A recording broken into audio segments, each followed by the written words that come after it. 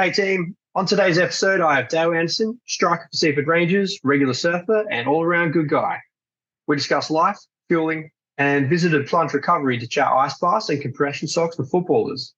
The questions we asked are, do they work, value for money, and what times of the season should we use them? Hope you guys get something from this. Really, like where did it all start for you? Like where did you kick it off?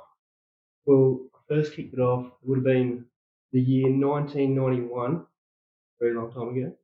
Yeah. And geez, it would have been 6, 7 years of age at a school called Kirkhill North Primary School.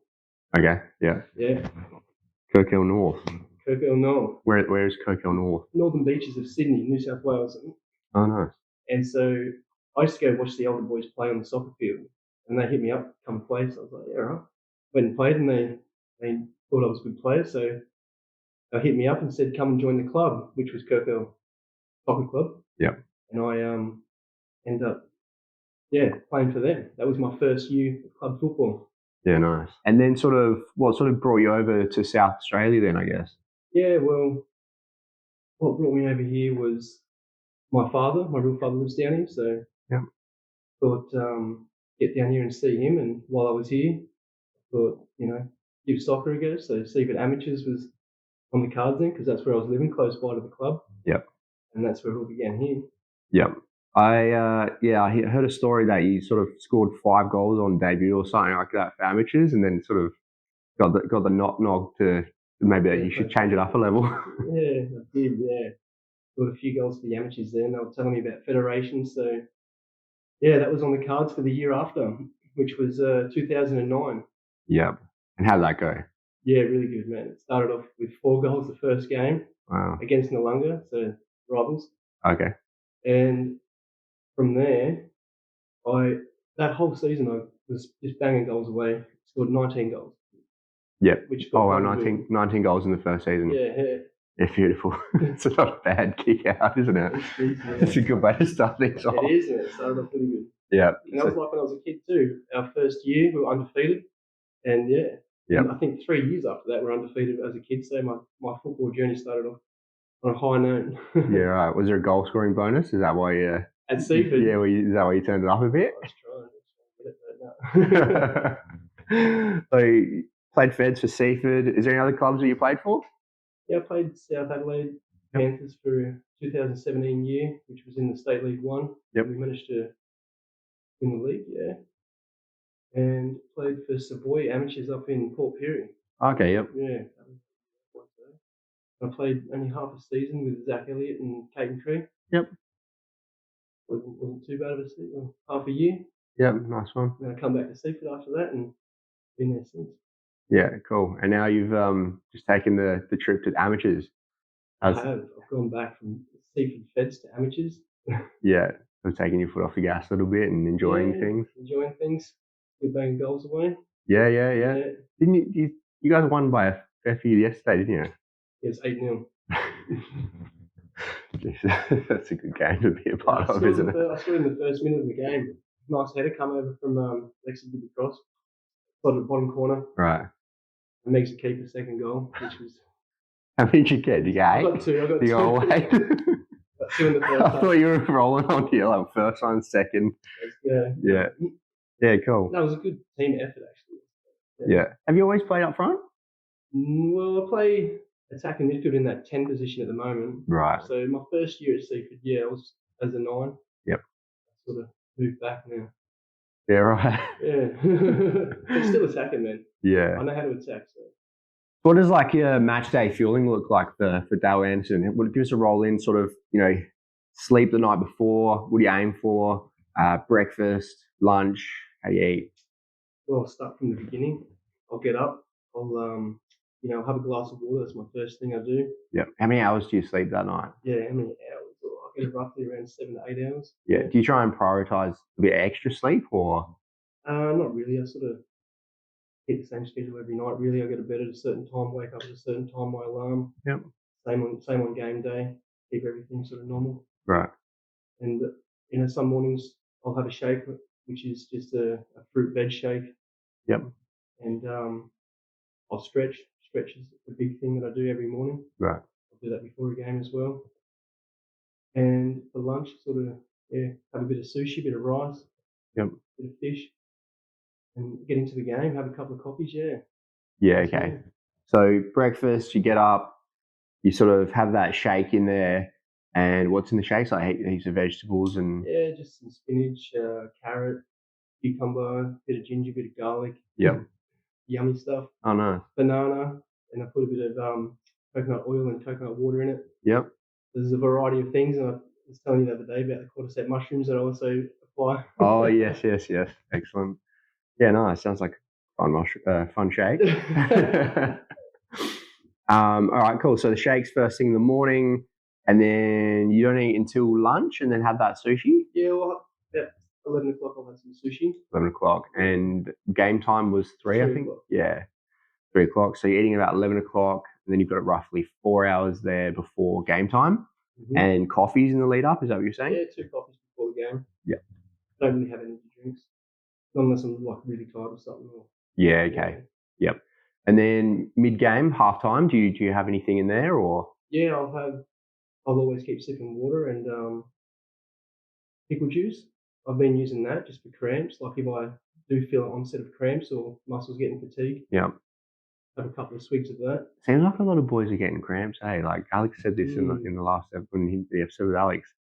Yeah, right. That's quite interesting. On the artificial pitches, it takes a lot on the body, I reckon. Yeah. The legs especially, doing a lot of running. Yeah, when I came back and had a crack last year, sort of playing again, and man, honestly, like what my feet were killing me, and then my ankles and my knees and stuff like that. It was that was hard. Yeah, it is. Yeah. Yeah. Okay. So pickle juice around half time and water. Plenty of water. Getting like Gatorade or Powerade at that time, or after a game I normally take a Powerade. After game, yep. After game, yeah. I do also have a branch amino acids drink that I also drink. Yep. Which has creatine and glutamine. Yep. Help for recovery. Yep. And a couple of beverages, alcoholic beverages after. Yeah, can get the beers in. Absolutely, with the lads. I'm not a big beer drinker, but that hard rated stuff's not bad. Sweet. What is it? Hard rated? Yeah, is that hard solo? But they changed the name to hard rated now. Oh, I've never heard of that. No, yeah. Yeah, okay, it's not. Yeah, okay. So solo, because solo is a fizzy drink, isn't it? Solo, yeah. And they've just gone away from the fizzy drink and chucked some alcohol in. And so there you go. Like, put a cap on it, put a cap on it. Yeah, righto. That does sound interesting.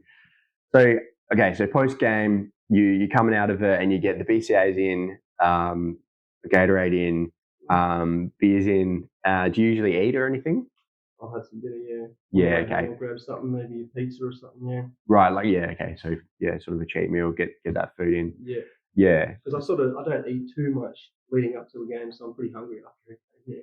Yeah, absolutely. It's only like 3 pieces of sushi really, and sometimes a shake, not all the time, yeah. Yeah, just judging by what you're saying there, like you're probably coming in really low on carbohydrate actually. Yeah. And like maximizing carbohydrates coming into that game is gigantic. It's huge, and that's probably going to fuel those energy stores way more than what you're leading in with. Yeah. And even if you don't feel like it, like so some players don't really like eating too close to a game, makes them feel heavy. They prefer to feel as light as possible. You can really sort of like back it up. So you have a really large breakfast, and even the night before. That's where I do feel, yeah. Yeah, okay. So what's the night before? Steak, potatoes, vegetables, but a decent amount of potatoes. Yeah, okay. So like pasta is like a massive go-to for players. Like the night before, I think the Matildas are like big on like spag bowl. Okay. Yeah, the night before a game. So yeah, that's a good one to really get that pasta in and to load up those carbohydrate stores. Yeah. So that's going to fuel up your game really well. Do you drink much water? Yeah, during the day, always keep topped up. Yeah, so you're always drinking a lot. All the time, yeah. Yeah. So yeah, like a big thing there is like coming into the change rooms, like a nutritionist should be looking for, see if players are regularly taking toilet breaks. So if they come in doing their warm up and you see players going into the toilet and doing regularly going to the toilet, that's a really good sign. If they're not needing to, that's a sign that they're probably underhydrated and it's going to have a massive effect on performance. Yeah, but also like you said, so you know it's really quite interesting because like like you're playing through those games. Do you feel tired at all through those games? Do you ever feel like heavy-legged? You're sort of running out of steam towards the end of the game? Not really. I sort of, pick up another gear in towards the end of a game. Yep. Yeah. Yeah, right. So that's interesting. So your metabolism might be working a little bit different there, or might function really, really well. Yeah. But it'd be interesting actually to load you up and to see what that was like to actually have your carbohydrate stores loaded, get you into a game and see what numbers you're pulling different, and give that a bit of time and see what that sort of comes out of that. Yeah, cool. So post game, you've got the Gatorade, BCAAs. So that's sort of like that's replenishing carbohydrate stores. So your body's already probably screaming out for that anyway, and you're going to that because you're needing to, because you're depleted. And you're getting those in, so that's topping those stores up. Once you've topped those stores up, then the body's able to start working on recovery. And this is where you sort of need your protein to come in. So even like I've seen a really good framework from the Football Australia strength and conditioning coach. His name's Josh Gould, but he put up this cool framework. It's called the SHIT framework, and actually one of the things there is if you're feeling like heavy-legged, then increasing your protein during your recovery phase can really, really help that. So the next day, like if players are watching this and you're feeling really sore that next day, try increasing some protein in the night before, and you might actually withdraw that back a bit, and you might come in feeling a lot better and able to go again much quicker and get out training faster. So that could be helppful. Protein shakes or protein meat? Yeah, so I think I said on the one with Alex is like Upper goes really handy. But I used to have a protein shake planned. So I've got like a shake that I used to make with like banana in it, frozen mixed berries, a scoop of protein powder, water, or if you can go with like skim milk or something like that. And then whatever else you really enjoy and want to chuck in there. And really like think I used to just sip on that because I don't like eating after a game, in which most players don't like eating. Like straight after a game, you don't feel like eating a big meal. After, isn't it? There's sort of that time there where your body's just like, I don't feel like that right now. So I just sip on that, and then that used to go really well for me. Breaking up today's episode, Dayle and I took a trip to Plunge Recovery at Brighton. Here's some footage from some of our visit and the chat that went down. Big ticks in certain boxes there, like you're 30 to 40 different fruits and veg a week and stuff like that. Be with different your microbiome. You've got to be running really nicely because of that. But there's certain key things which should be like fine tune it more. Probably change the game a little bit too. Yeah, okay. It will help you with recovery, and it will help you with game day fueling. At the highest levels, it's crazy. Yeah, like it's so dialed in. Hey, like it's not like someone goes in each day and go, I need to eat 2,500 calories, and as long as they eat these things, it's good. They go, okay, so today's training, I'm doing small-sided games, high intensity. We're doing like speed conditioning and stuff like that. I need more today. So on match day, I need to eat more, and then they'll break that into certain things and what you need to eat more of, and then it'll go, okay, so Friday night we have like large-sided games, lower intensity, more defense structured or something like that. And it'll be like, okay, we don't need as much calories here, so they'll reduce it. So every single day has a different. And that goes like at Olympic levels. It's like a cyclist, and people think it's just like you just eat the right things, but there's actual heaps to it. Oh yeah, and like imagine some athletes, like the best athletes in the world, they're eating pizzas and burgers and stuff like that because they burn so much calories. They like go through so much fuel back in, like the swimmers that are doing 20 kilometers of swimming a day. Yeah, right. So like to do that, you need the fuel. Yeah, I don't hold back on some things. Like I'll do definitely, have a pizza and that every now and then. Yeah. Burgers and chips and shit. Yeah. Especially if I'm doing the high intense workouts and that as well. Because I get up early in the morning and go to the gym as well. Yeah. Get up pretty early, do a little bit of cardio. Yeah. So I'm always trying to fuel and always trying to hydrate. Yeah. Definitely something I'm conscious about. But these things, man, tell you what, doing those pulls and then coming up here and doing this, you walk out of here feeling like $1 million. Oh, baby, yeah, 100%. Especially even when I was playing on Saturdays, I'd come in, play 90 minutes of game time, come in the next day in the morning, do this, and I walk out of here feeling just great. Legs feel so good. Yeah. It's pretty good recovery. Yeah. That's what I found anyway. Yeah. Everyone's different, I guess. Stuff like this is definitely like at the highest level is used. Yeah, you want to be doing this stuff, eh? Yeah. But there's also like, so a lot of this stuff is very like 1%er, and for people with low budgets, this should be like someone with like not enough money, this can go to the side. Yeah. Because there's other ways. There's other ways to really more cost-effective ways to get them a recovery in. Yeah, to recover.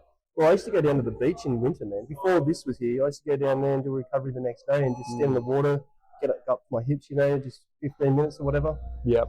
Come back out, go back in for a bit. But now there's this. I come here and do this. Yeah.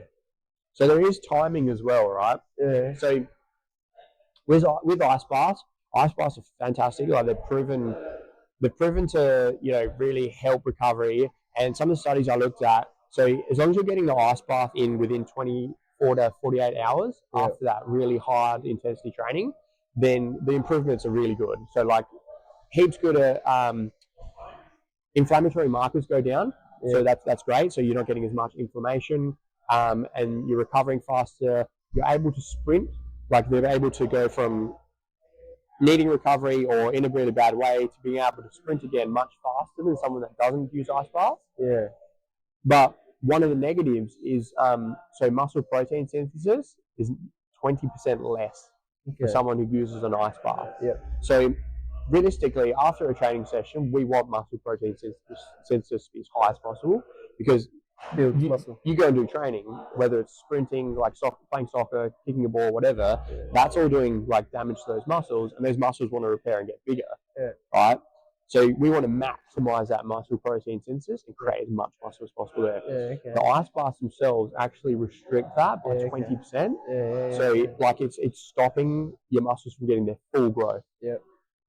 So that's a negative, but the positives outweigh the negatives in certain timings of the season. So within season, so when you're playing games, especially like at the highest level, so like EPL level, they're playing like 2-3 games a week, right? Those guys have to recover. It's not so much about worrying about your muscles getting bigger at that point. It's about getting recovered back into training, getting those miles on the track, and getting ready for the next game. So the ice baths are so good for that in season. Off season, this is when you'd want to reduce your ice baths. So season finishes, people go on their break. Usually on their break, they're like in the Premier League and stuff like that, it's like 4 weeks. In those 4 weeks, you see a lot of players and they'll be in the gym. They post their like fancy gym videos. You'll see like Vinny Jr. doing like all this stuff like that. And there's like cool recordings and stuff like that. But there is meaning behind that. So in that off season, those dudes are trying to increase their muscle size. And because if you increase the muscles in your legs, you're able to create heaps more force. So bigger muscles, more force, more acceleration. To become a faster player. You're also able to decelerate better and injury-proof your body. Then you go into pre-season hard training. So like the highest levels, they're doing double sessions. Everyone has a hard time in pre-season. This is when we want to bring that ice bath back in again. And it'd be so good at that time. That's straight after a training session, straight in the ice bath, or within 24 to 48 hours of that training session. Earlier is better, but when we go into the ice bath, you get vasoconstriction. So basically, all the veins all getting like really restricted, and we're stopping blood flow from going into those damaged muscles. So the muscles are damaged from the training that you've done. So we've done all these like little micro tears. Muscles are damaged. They're full of this fluid. Full of like toxins and metabolites, which are actually in there trying and have to be cleared out. Has to be cleared out so that muscle can then recover and it's all good to use. So when you go into the ice, like the cold pools you're going in, you get that restriction. You're not getting blood flow. So that's actually a negative for a long period of time. But then you're coming out and you're getting warm again and you're going, and it's like sort of like putting a choke on and then taking it off. That blood flow is just really like ramming into those muscles and helping flush those cells out and clearing up those toxins and the bad metabolites. Well, it'll be good to see what you come up with next time I talk to you. So that's sort of the the theory behind them. Yeah. Dig a little bit deeper into it and see how it is, the pros and the cons of it. Yeah. Yeah. So these are basically, they're just applying pressure on the outside of the body, right? So after you do training, you're running around sprinting, similar principle, like you're creating, like there's heaps of fluid in your muscle cells full of like these toxins and bad metabolites that have to be cleared out. So the idea of these is it applies pressure on the outside to push those fluids out of the cells and then back into the veins, and then the veins can flush it out, clear it out, gone. Yeah. That's why I feel so good after it. The data behind these isn't very, there's not enough to conclusively say like, oh yeah, get on it. Yeah. But if it makes you feel good, why not? All right, Dayle. So I've got a few surefire questions for you. So favorite player? Well, has to be Lionel Messi. Messi. Yep. Messi, yeah, I'm a Messi fan. Always been a Messi fan? Yeah, I have. Yeah. Yep. What team do you support? I would support Manchester United. Okay. Yeah. I bet you wish you had him in your team for the last 10 years. Yeah, definitely. Yep. Got any Manchester United favorite players? David Beckham. He was an all-time star, wasn't he? Eh? Absolutely, yeah. And Cristiano Ronaldo, yeah. I remember buying Beckham boots, Yeah. buying Predators. I think those are the white ones and red ones. Yeah. I think like every time he put on a new pair of boots, like, I'd be like going out, yeah. Even the haircuts, I'm still running his bald one. Yeah. So if you could have a superpower, what would it be? Oh, to fly. Flying. I'd love to fly just anywhere. Yeah. Let's go. Yeah, just get up, travel to America, or go watch Messi play or something like that at the moment. Yeah, cool. Pasta or pizza? Yeah, pizza. Pizza. All pizza. Any pizza. Yum pizza. Good. Any pizza. So you're any flavour. Okay, so you did any single type. Oh yeah. Hawaiian?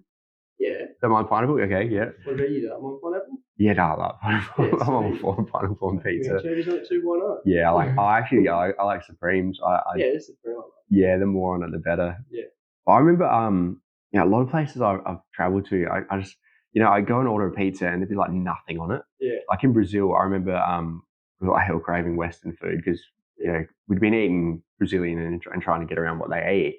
Then it got to a point like 3 weeks in, we were like, really craving like something from home. Yeah. We stumbled onto this pizza place and walked in, and we were like looking through the menu. I remember like looking through this menu, it's all in Portuguese, and we're trying to like decipher it. And then we come across one name and we're like, oh, Americana. Yeah. Oh, that's good. Like that sounds, back home I think it's like onion and then I think it's pineapple on it and ham and cheese and stuff like that. We ordered that. And then, we're sitting there like salivating, waiting for this thing. Yeah. We were heaps excited.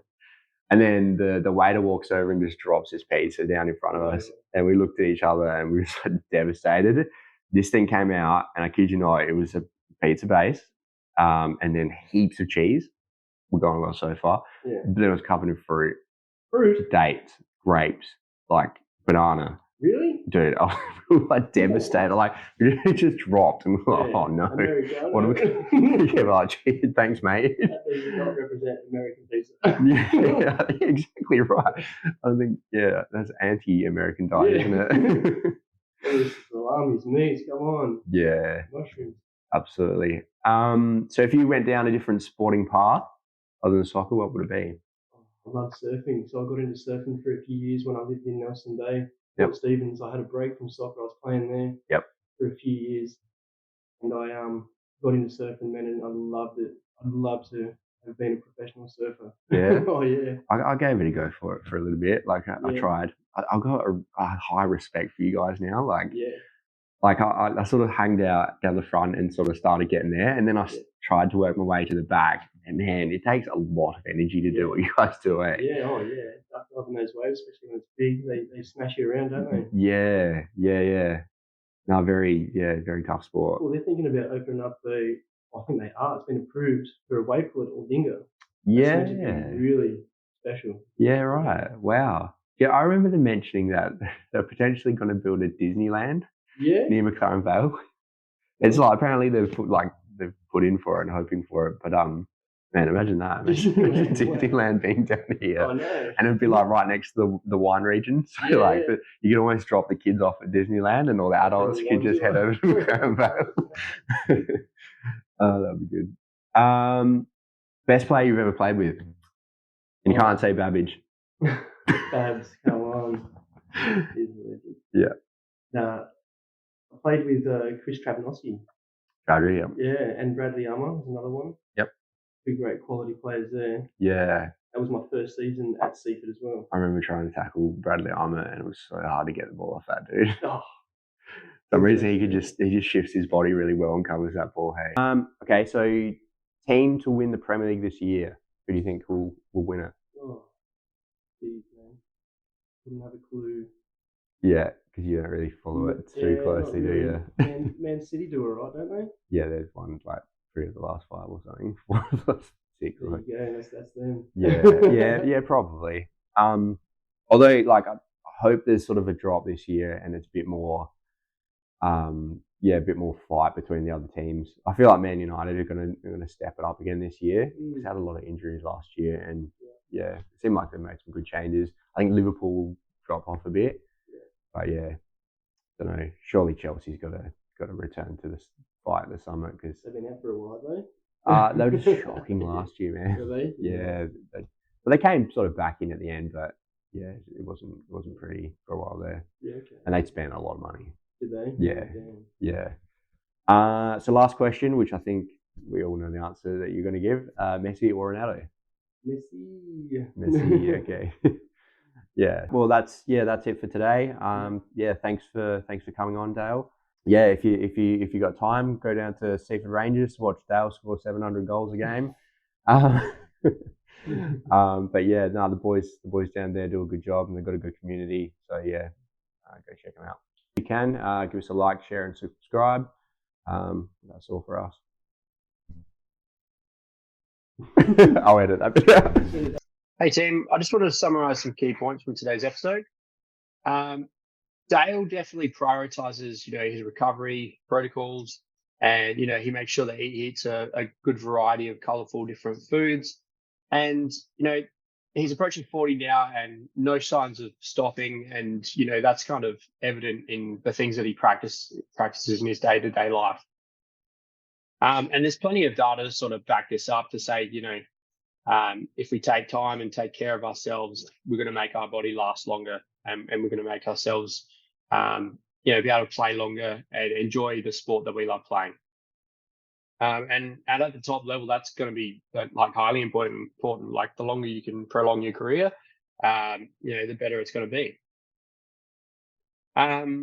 We also covered sort of ice baths and ice bath timing.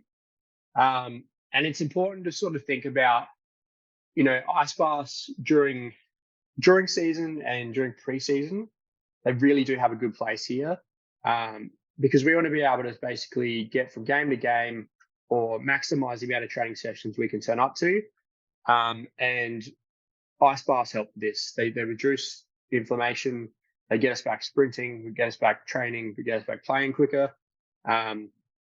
So yeah, really, we want to get that in 20, like I said on the episode, 24 to 48 hours past after that game or really hard, intense training sessions. These are good times to utilize that.